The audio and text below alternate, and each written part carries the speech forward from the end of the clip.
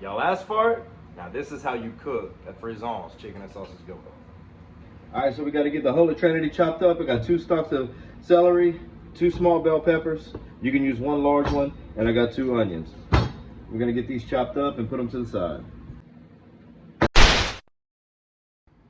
And some green onions, we're gonna just cut them up. We're gonna take half of them and put them in the gumbo towards the end, and the other half we're gonna use just to garnish over the top of the rice.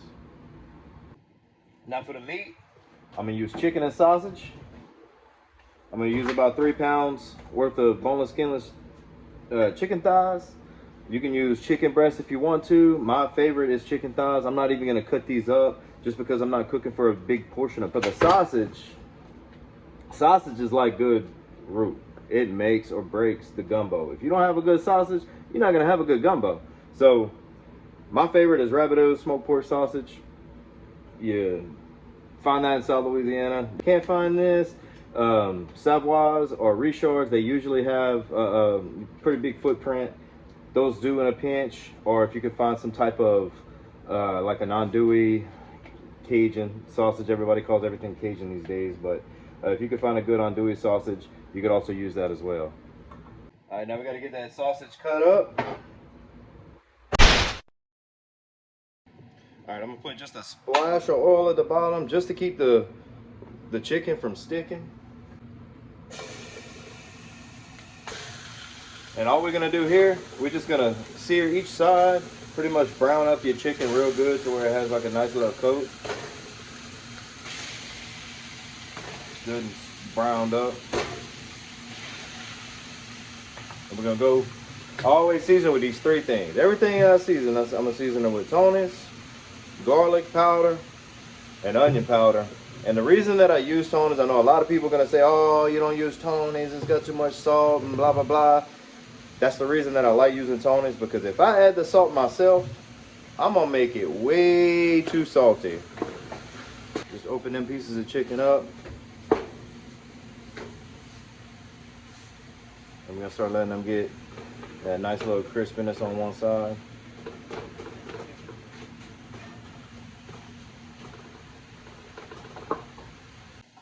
Now the chicken's not gonna take that long on each side because they're not thick pieces of chicken. So we're just gonna spin them over.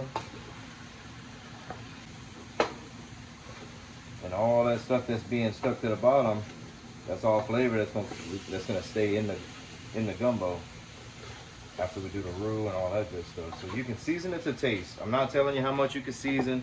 I always just season till my ancestors say that's enough, Shaq. See how just from cooking the chicken, all that gravy at the bottom just come off of there. Now you don't have nothing really sticking to the bottom of the pot.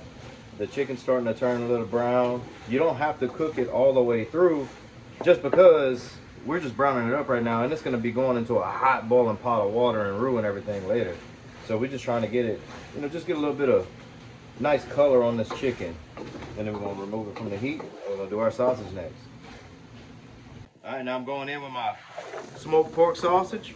All right, now that we got these sausages browned up like I like them, so we're gonna remove this from the heat, and now it's time to get started on our roux. All right, now it's time to start the roux.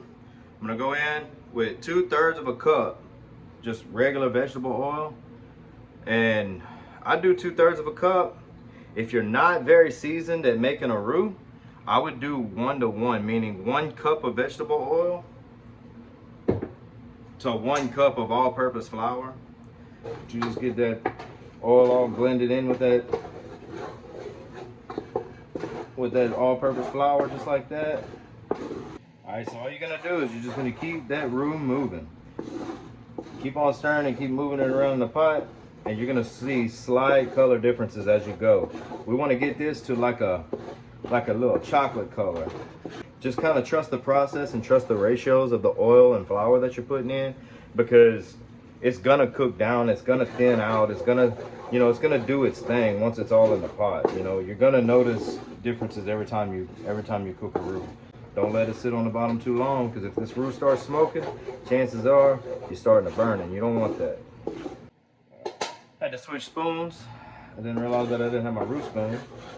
Notice the difference in the color already. It hasn't been that long.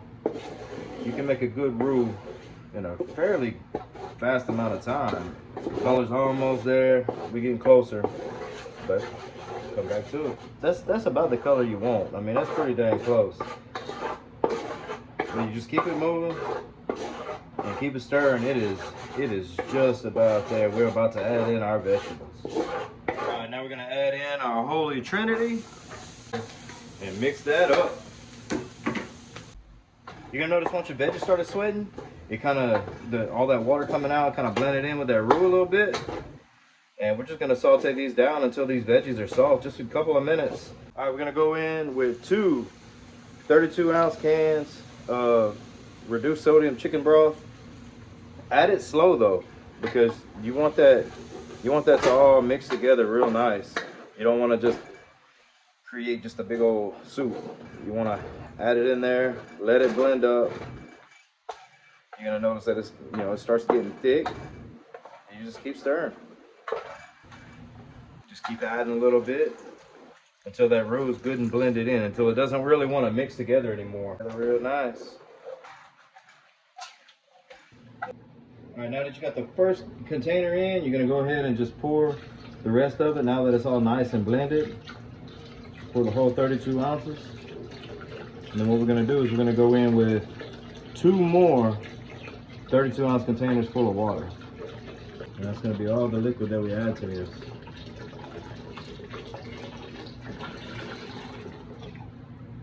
And bring it to a rolling boil. All right, we got all our meat going back in the pot. All right, got all the meat back in there, stir it up. This is the part where I like to season everything again, because all that juice and everything, it just doesn't have all the seasoning like what you put on the meat. But I'm gonna go ahead and I'm gonna add my tonics, garlic powder and onion powder. Just season it to taste. All right, so we got this back to a boil. We're just gonna turn the heat down, and we're just gonna let this baby cook on simmer for probably about an hour. It just kind of really depends, but make sure everything's seasoned to taste. We'll come check back in an hour.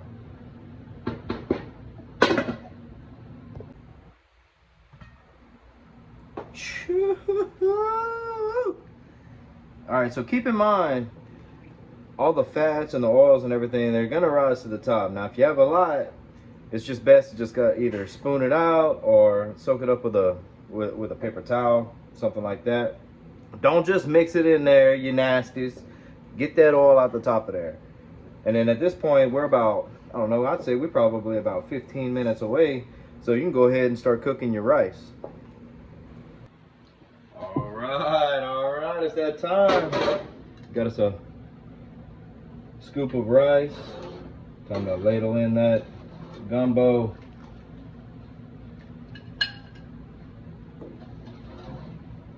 Ooh-wee.